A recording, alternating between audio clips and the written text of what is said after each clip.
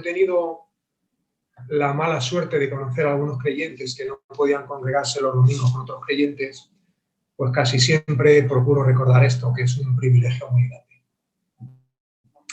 Hemos cantado hace un momento, en tu presencia me gozaré, en tu presencia me llenaré y en tu presencia esperaré. Pues vamos a ver si podemos gozarnos en el Señor, seguro que sí, también llenarnos y también esperar, ¿por qué no? A ver qué es lo que tiene preparado para cada uno de nosotros. En esta mañana quiero compartir con vosotros un texto del Antiguo Testamento. Quiero hablaros de alguien, en mi modesta opinión, muy importante, un buen siervo del Señor. Y posiblemente el profeta por medio del cual el Señor hizo más milagros. Me imagino que ya con esa pista sabéis un poco por dónde voy. Yo no he escuchado nunca a nadie hablar de este profeta, pero creo que fue un gran, por no decir un grandísimo profeta y un gran hombre de Dios. Vamos a disfrutar mucho con este pasaje. Ya he tenido la suerte y el privilegio de disfrutar de él cuando lo estaba preparando. Ahora vamos a disfrutar de él todos juntos, como iglesia. Quiero hablaros del profeta Eliseo. Y el texto que he escogido, que ya lo ha comentado antes Lidia, es Eliseo y la tsunamita. Este texto cuenta con detalle, con todo lujo de detalle, diría, lo que es una muestra clara de lo que yo entiendo que es la compasión de Dios. Por eso el título que le he puesto al mensaje es Eliseo, agente de la compasión de Dios. El texto es largo, bastante largo, y está plagado de detalles que creo que debemos de captar, de considerar, de meditar en ellos y, si llega el caso, que creo que sí, de aplicar a nuestras vidas. Pues que el Señor nos ilumine y nos guíe con su mano poderosa para que seamos capaces de sacarle a este texto todo lo que tiene, que es muchísimo. Y Lidia nos va a ayudar a leer el texto. Bueno, pues comenzamos. Es Segunda de Reyes 4, del 8 hasta el 37.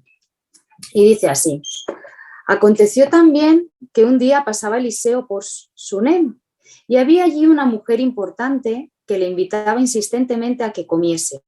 Y cuando él pasaba por allí, venía a la casa de ella a comer. Y ella dijo a su marido: he aquí ahora, yo entiendo que este que siempre pasa por nuestra casa es varón santo de Dios. Yo te ruego que hagamos un pequeño aposento de paredes y pongamos allí cama, mesa, silla y candelero, para que cuando él viniera a nosotros se quede en él. Y aconteció que un día vino él por allí y se quedó en aquel aposento y allí durmió. Entonces dijo a Giezi, su criado: llama a esta tsunamita. Y cuando la llamó, vino ella delante de él. Dijo él entonces a Giezi: dile, he aquí, tú has estado solícita por nosotros con todo este esmero. ¿Qué quieres que haga por ti? ¿Necesitas que hable por ti al rey o al general del ejército? Y ella respondió: yo habito en medio de mi pueblo. Y él dijo: ¿qué pues haremos por ella? Y Giezi respondió: he aquí que ella no tiene hijo y su marido es viejo. Dijo entonces: llámala. Y él la llamó y ella se paró a la puerta. Y él le dijo: el año que viene, por este tiempo, abrazarás un hijo. Y ella dijo: no, señor mío, varón de Dios, no hagas burla de tu sierva. Mas la mujer concibió y dio a luz un hijo el año siguiente, en el tiempo que Eliseo le había dicho. Y el niño creció, pero aconteció un día que vino a su padre, que estaba con los segadores, y dijo a su padre: ¡ay, mi cabeza, mi cabeza! Y el padre dijo a un criado: llévalo a su madre. Y habiéndolo él tomado y traído a su madre, estuvo sentado en sus rodillas hasta el mediodía, y murió. Ella entonces subió y lo puso sobre la cama del varón de Dios, y cerrando la puerta, se salió. Llamando luego a su marido, le dijo: te ruego que envíes conmigo a alguno de los criados y una de las asnas, para que yo vaya corriendo al varón de Dios y regrese. Y él dijo: ¿para qué vas a verle hoy? No es nueva luna ni día de reposo. Y ella respondió: paz. Después hizo enalbardar el asna y dijo al criado: guía y anda, y no me hagas detener en el camino, sino cuando yo te lo dijere. Partió, pues, y vino al varón de Dios al monte Carmelo.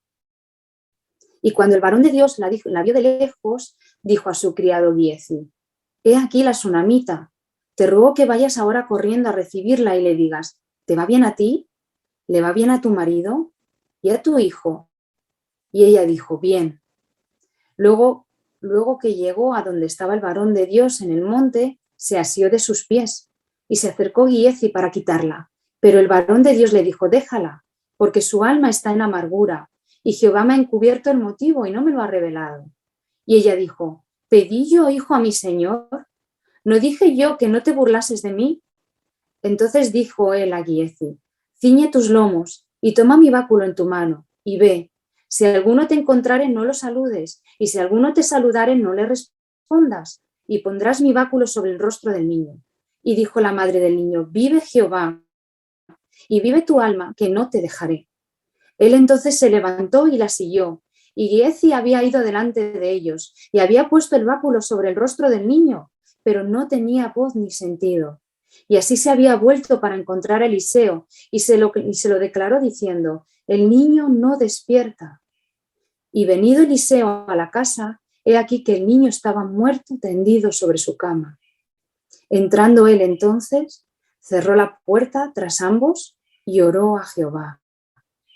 Después subió y se tendió sobre el niño, poniendo su boca sobre la boca de él y sus ojos sobre sus ojos y sus manos sobre las manos suyas. Así se tendió sobre él, y el cuerpo del niño entró en calor. Volviéndose luego, se pasó por la casa a una y otra parte, y después subió y se tendió sobre él nuevamente. Y el niño estornudó 7 veces y abrió sus ojos. Entonces llamó él a Giezi y le dijo: llama a esta sunamita. Y él la llamó. Y entrando ella, él le dijo: toma tu hijo. Y así que ella entró, se echó a sus pies y se inclinó a tierra. Y después tomó a su hijo y salió. Gracias, Lidia. Qué relato más bonito. Bueno, pues en primer lugar, hay que ser sensibles al actuar de Dios. Versículos del 8 al 10. Como el texto es largo, lo vamos a dividir en 4 partes, que por otra parte es la división que tiene la Biblia 1960 Reina Valera. Dice el texto que aquella mujer era una mujer importante, versículo 8. La Nueva Versión Internacional traduce una mujer de buena posición y la Biblia de las Américas traduce una mujer distinguida. Esto es para que nos hagamos una idea de quién era aquella mujer. De cualquier manera, las 3 traducciones son correctas. Era una mujer influyente y rica, influyente en aquel lugar. Me detengo en estos detalles porque hay una cosa que a mí me tiene un poco cansado y aburrido. Y es que a algunos les parece que todo lo que esté relacionado con la fe cristiana tiene que estar revestido de pobreza y de austeridad, sea en el Antiguo Testamento o en el Nuevo Testamento. Y si no es de esa manera, pues parece que estamos haciendo algo que no está bien, estamos cometiendo alguna falta, lo cual creo que es un error bastante grave. Es cierto que en la Biblia podemos encontrar ejemplos de personas que eran del Señor y eran gente de condición muy, muy humilde, pero también es cierto que algunas veces podemos encontrarnos con personas, pues como esta mujer sunamita, una mujer pues sí, es influyente y seguramente con mucho dinerito. Lo más importante para mí es que aquella mujer, es que a pesar de ser una mujer distinguida, adinerada, etcétera, etcétera, tenía un espíritu de servicio bastante importante, que puso en práctica sirviendo al profeta Eliseo, sirviendo a un hermano, sirviendo a un siervo del Señor. Creo que en esta mujer hay muchas cosas que debemos aprender y algunas cosas que deberíamos imitar al pie de la letra. Algo importante es lo que podemos leer en el versículo 9. Dice el texto, palabras de la sunamita: he aquí, ahora yo entiendo que este que siempre pasa por nuestra casa y algunas veces come con nosotros, es varón santo de Dios. Dice ella, yo entiendo. Ella se dio cuenta de que aquel hombre que de vez en cuando comía en su casa y pasaba por allí, era un hombre santo de Dios. Qué bonito. Se dio cuenta. El marido fuera de juego. Ni flores. Es que ni se enteró. Estaría muy ocupado con su trabajo. O estaría viendo un partido de fútbol o algún telediario. Ahora en serio. Ella lo vio, lo captó, se dio cuenta. Él no se enteró. Esto es algo bastante frecuente en nuestras vidas. Es normal que las mujeres cojan las cosas al vuelo. Los hombres somos un poco más lentos de reflejos. Por eso el Señor pone al lado de cada uno de nosotros la ayuda idónea que necesitamos. Alguien que nos ayude a darnos cuenta de cosas que necesitamos más tiempo para ver, porque somos un poquillo lentos de reflejos algunas veces. Aquella mujer tuvo el discernimiento espiritual necesario para darse cuenta de que aquel hombre era un hombre santo de Dios. Ese discernimiento lo da el Señor, el discernimiento espiritual, la sensibilidad espiritual y la profundidad espiritual.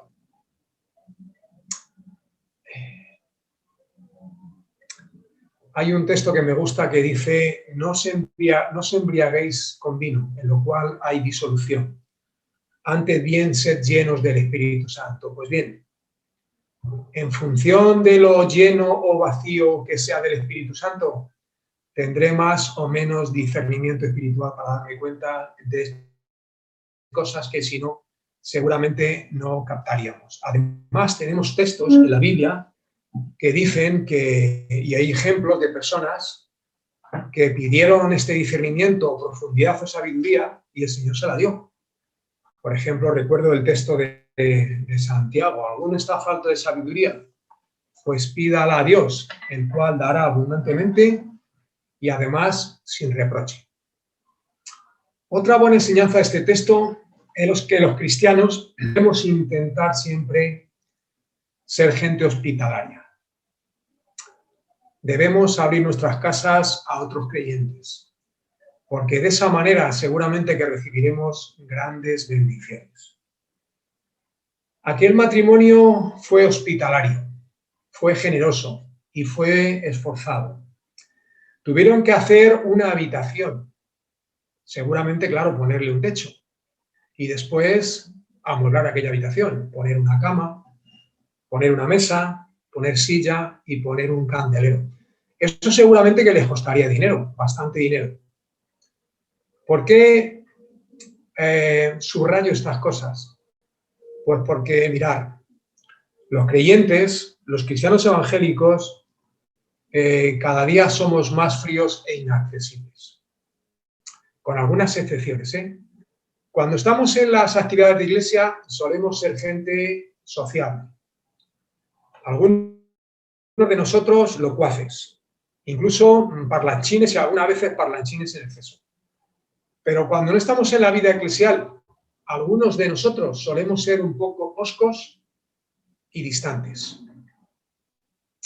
Nuestras casas son como castillos inexpugnables en los que nadie puede entrar, porque nosotros no se lo permitimos.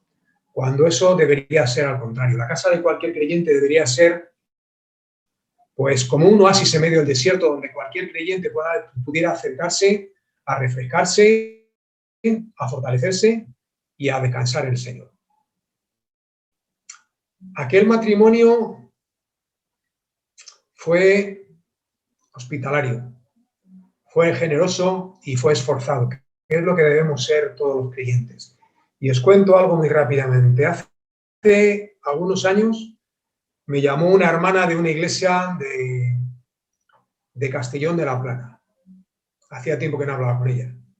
Cogí el teléfono. ¿Cómo estás, Ángel? ¿Qué tal estáis? ¿Todo bien? Va, perfecto, maravilloso. Oye, mira, ¿podríais acoger en vuestra casa a una chiquita de esta iglesia que va a Madrid a hacer un examen para ver si entra en una compañía aérea? Pues claro que sí.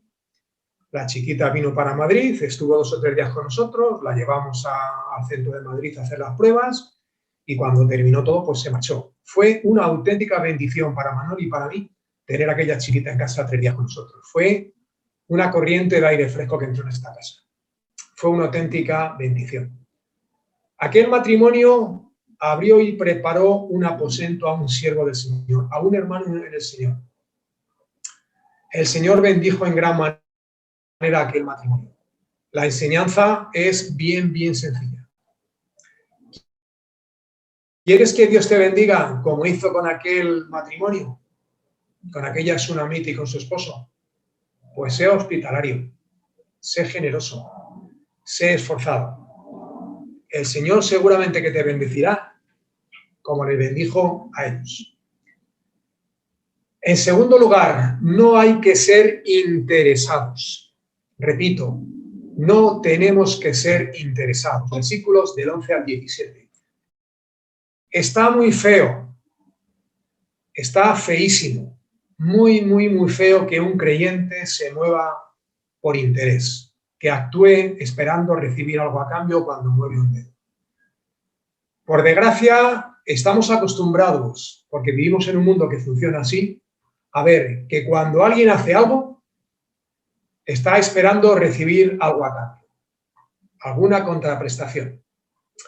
Una de las cosas que más me gustan de la tsunamita y de su esposo es que fueron generosos haciendo lo que hicieron por pura generosidad. Pero cuando Eliseo pretendía hacer algo por ellos, lo rechazaron, recibir algo a cambio. Eliseo, lógicamente, al ser también tratado por aquel matrimonio, quiso corresponder a su gentileza, de alguna manera, cosa que ella rechazó frontalmente. Y lo hizo, en mi opinión, de manera clara e inequívoca. Versículo 13. Yo habito en medio de mi pueblo, que es como decir, yo estoy bien y no necesito nada. Mira, hombre, qué buen testimonio, qué buena actitud. Por eso creo que hay mucho que aprender de esta mujer y de su esposo. Lo que hicieron por Eliseo, lo hicieron por pura generosidad y lo hicieron sin esperar absolutamente nada a cambio. Cuando hagamos algo, sea lo que sea, hemos de hacerlo discretamente, sin alaracas, sin esperar recibir ni siquiera ningún reconocimiento ni el aplauso de nadie. Lo hacemos porque tenemos que hacerlo y lo hacemos porque lo hacemos para el Señor, sin buscar el aplauso ni el reconocimiento de nadie. El Señor lo ve y el Señor, si entra dentro de su voluntad, Él lo va a recompensar. Por lo que cuenta el texto, Eliseo estaba verdaderamente agradecido por el trato de aquel matrimonio. Por tanto, que ofreció hablar con el rey para conseguirles un trato de favor, cosa que ella rechazó. La tsunamita rechazó que Eliseo intercediera por ella en la corte del rey de aquel lugar. Pero no rechazaría que Eliseo intercediera por ella en la corte del rey de los cielos. Y Eliseo le dijo algo que de verdad que me conmueve. El año que viene, por este tiempo, abrazarás un hijo. El año que viene, en esta fecha, tendrás en tus brazos un hijo. Los seres humanos algunas veces acertamos y solemos estar muy finos. Otras veces no damos una en el clavo y estamos muy torpes. ¿Por qué digo esto? Pues porque antes he dicho que hay mucho que aprender de esta mujer y lo repito. Hay mucho que imitar de aquella mujer, pero hay que evitar dar respuestas como la que ella le dio al profeta de Dios. No hagas burla de tu sierva. Es decir, no te burles de mí. Le faltó fe para creer en la promesa que hizo el profeta. Los dos somos mayores y mi marido está muy mayor. ¿Cómo vamos a tener un hijo? No sabes lo que estás diciendo. Esto me da un poco de tristeza, porque algunas veces olvidamos que Yahvé es el Dios de lo imposible y que no hay nada absolutamente nada que Él no pueda hacer, por incomprensible que nos pueda parecer, que un matrimonio tan mayor pueda concebir un bebé. A aquella mujer le faltó fe para creer lo que anunció el profeta de Dios. No cometamos nosotros el mismo error. Seamos gente de fe auténtica, de fe verdadera y de fe genuina. Mirad, hemos de aprender a recibir también. A recibir con humildad, con gratitud y con sencillez de corazón. Porque lo que llega a nuestras manos, venga por el camino que venga, suele venir del Señor. Y especialmente cuando el que lo anuncia o cuando el que nos lo entrega es un hermano en la fe o un siervo del Señor. Y cuando hablo de dar y de recibir, no estoy pensando en cosas materiales, que también puede ser, ¿por qué no? Pero estoy pensando en otro tipo de cosas, en muchas cosas que no tienen por qué ser materiales. Mirad, hay creyentes que son muy, muy generosos, en todos los sentidos. A la hora de dar, por ejemplo, a la hora de dar horas de su vida, que algunas veces quitan horas de sus vidas a sus casas y a sus familias para dárnoslas a nosotros. Gente que dedica mucho tiempo a enseñar a otros creyentes. Gente que dedica mucho tiempo a atender a otras personas. Que dedican tiempo a aconsejar y algunas veces simplemente a escuchar, que es algo que en este tiempo y en este mundo no se lleva mucho y algunos pagan buenas cantidades de dinerito para que les escuchen. Entonces tenemos que ser gente que sea agradecida. Aquella mujer recibió una noticia. Iba a tener un hijo, un heredero, y no lo recibió muy bien.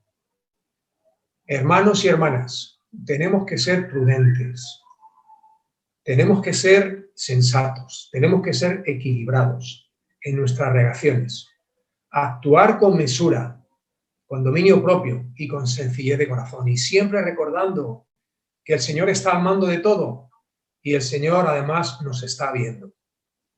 Hay que aprender a recibir, si llega el caso, con elegancia, como dignos hijos del Rey, que por recibir lo que sea, no somos menos que el que lo da, porque tanto el que lo recibe como el que lo da, lo que tiene lo ha recibido del Señor. Por tanto, aprendamos a recibir con alegría y con sencillez de corazón. En tercer lugar, hay que ser sabios y prudentes, como fue aquella mujer.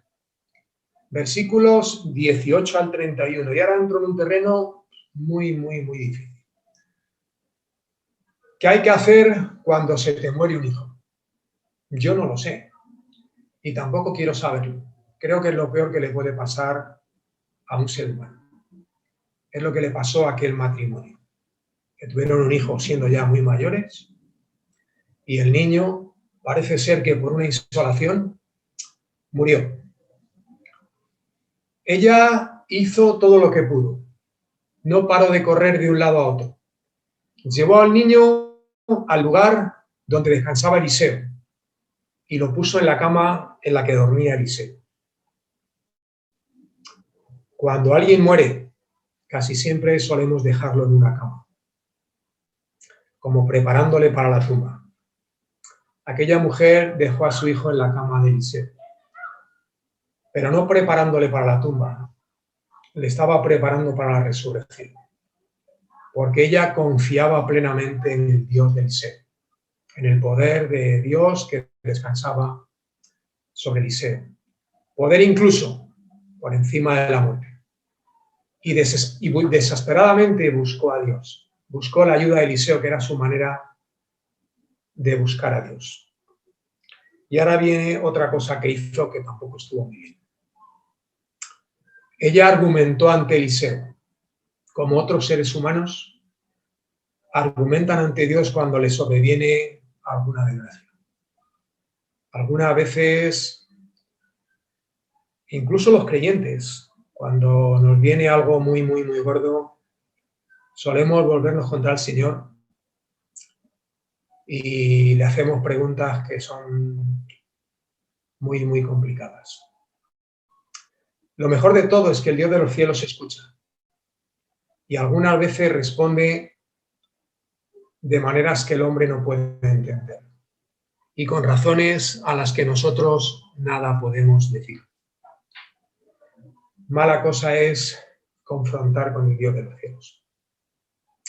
El libro de Job nos ayuda a entender esto que estoy diciendo. Cuando Job ya no podía más, cuando Job ya estaba hundido en la más absoluta miseria, en su desesperación le dijo a Dios algo muy feo. Hazme entender por qué contiendes conmigo. Hazme entender por qué luchas contra mí. Capítulo 10. Cuando estamos hundidos, cuando estamos desesperados, cuando ya no podemos más, podemos decir cosas muy fuertes y algunas veces muy feas, como esto que dijo Dios, como esto que dijo Job, perdón. Pero Dios no lucha contra nosotros. Si Dios luchara contra nosotros, ¿qué sería de nosotros? Pobres criaturas. En los capítulos 38 y 39 del libro de Job, Dios responde desde un torbellino. Es una parte del libro de Job preciosa. Y le dice a Job, cíñete como un hombre. Es decir, vístete como un varón valiente. Yo te voy a preguntar y tú me vas a responder. Y empieza a hacerle a Job unas preguntas que ni el pobre Job, ni ningún ser humano es capaz de responder. ¿Dónde estabas tú cuando yo fundé la tierra? ¿Qué hacías tú cuando yo puse las estrellas en el firmamento o encerré el mar en los abismos? Hermanos y hermanas, mala cosa es hacer ciertas preguntas a Dios. Mala cosa es pedirle cuentas al Altísimo. Mala cosa es confrontar con el Todopoderoso. La tsunamita hizo lo que suelen hacer algunos hombres y mujeres cuando hay alguna desgracia, pedir cuentas a Dios. Parece ser que el chaval murió de una insolación. ¿Quién tenía que haber cuidado del chaval? ¿Dónde estaban sus padres protegiendo?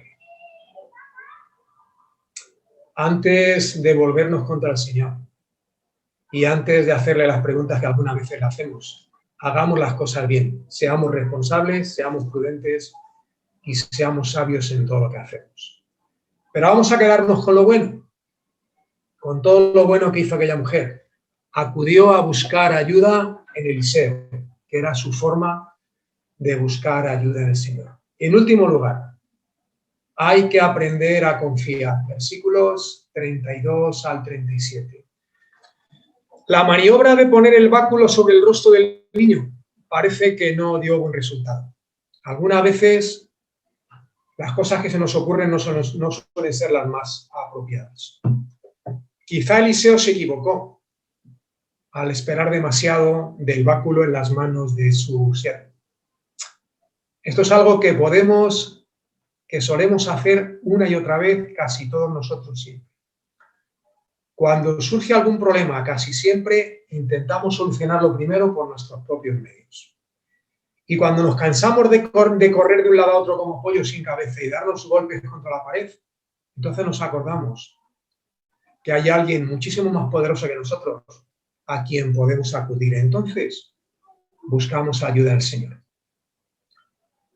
Lo importante es que Eliseo confió en el Señor, en aquel que todo lo puede, que puede incluso con la muerte. Me parece muy, muy bonito lo que cuenta el versículo 33. Dice el texto, entonces, entrando él entonces cerró la puerta tras ambos y oró a Jehová. Eliseo cerró la puerta de la habitación, el niño y él allí solos, y entonces oró al Señor. Oró a Jehová. 3 simples palabras. ¿Qué relato más escueto? A mí me gustaría tener muchísima información más de la que tenemos. Me gustaría saber cómo fue aquella oración de Eliseo. Me gustaría mucho saber qué fue lo que le dijo al Señor. ¿Qué le diría yo al Señor en una situación parecida? Pensad, por favor, cada uno de vosotros. ¿Qué le diríamos al Señor en una situación parecida a aquella? Yo pagaría algo de dinerillo por saber qué fue lo que dijo Eliseo. Pero el Señor no nos lo ha querido dejar en su palabra. Posiblemente la oración de Eliseo fue parecida a la que hizo Elías en una situación muy parecida a aquella. ¿Os acordáis lo que dijo Elías cuando la viuda de Sarepta? Te ruego que hagas volver el alma de este niño a él. Primera de Reyes 17, versículo 21. Qué bonito. Qué cosa más sencilla, pero qué cosa más profunda y más hermosa. Así oró otro buen siervo del Señor, el profeta Elías. Jehová, Dios mío, te ruego que hagas volver el alma de este niño a él. Qué bonito. No deja de maravillarme y de sorprenderme la palabra de Dios. Por la coherencia, por la unidad que hay en la palabra de Dios. Y por el orden. Después de tantos años, uno se sigue conmoviendo y emocionando al leer la Biblia. Mirad, Jesús resucitó a algunas personas y lo hizo por mandato. Por ejemplo, ¿os acordáis del relato del hijo de la viuda de Naín? ¿Cómo lo hizo el Señor? Joven, a ti te digo, levántate. A ti te digo, levántate por mandato. Otro ejemplo, su amigo Lázaro, desde fuera del sepulcro. Lázaro, sal. Lázaro, ven fuera. Lo hizo por mandato porque el Señor Jesús tiene autoridad sobre la vida y sobre la muerte. Y por eso lo hizo por mandato. A ti te digo, levántate. Lázaro, ven fuera. Pero Elías y Eliseo son dos simples siervos del Señor, muy grandes, pero dos siervos del Señor. Lo hicieron mediante oración, como buenos y fieles siervos del Señor. Y después de orar, Eliseo actuó mientras esperaba la respuesta del Señor. Eso nos enseña que nosotros, cuando estamos esperando que el Señor actúe, también podemos hacer cosas. Podemos movernos y hacer todo lo que podamos. Pero lo primero es acudir al Señor. Eliseo se puso encima del niño. Puso su boca sobre la boca del nene. Sobre la boca del pequeño. Alguien puede pensar que esto es que le estaba haciendo la respiración artificial. No. El niño llevaba varias horas muerto. Puso sus labios sobre los labios del chaval. Puso sus ojos sobre los ojos del niño. Y puso sus manos sobre las manos de él. ¿Qué sentido tenía todo esto? ¿Por qué hizo aquello? Pues no lo sé. Pero como no lo sé, voy a dejar volar la imaginación porque puedo hacerlo. Puso sus labios sobre los labios del niño para infundirle aliento de vida en el nombre del Señor. Creo yo. Puso sus ojos sobre los ojos del niño para abrirlos a la luz en el nombre y en el poder del Señor. Y puso sus manos sobre las manos del niño para en el nombre de Dios darle fuerzas a aquel chaval. Boca sobre boca, ojos sobre ojos y manos sobre manos. El niño abrió los ojos. El niño volvió a la vida. Y el niño resucitó. Porque el Señor es poderoso para eso y para más. La madre, en agradecimiento, vino corriendo y se postró a los pies del profeta Eliseo. Cuidado con esto. No con una actitud de adoración. Eso es reverencia. Adoración solo a Dios. Los siervos del Señor nunca dejaron que nadie les adorara, porque la gloria solamente se la damos a Dios. Soli Deo Gloria. La gloria solo a Dios. Y con esto terminamos, porque no me quiero extender. Bien, Segunda de Reyes, capítulo 4, versículos del 8 al 37. La historia de Eliseo y la tsunamita. Os animo a que leáis este texto varias veces más y a que profundicéis en la vida del profeta Eliseo, que fue alguien muy, muy importante, un gran siervo del Señor.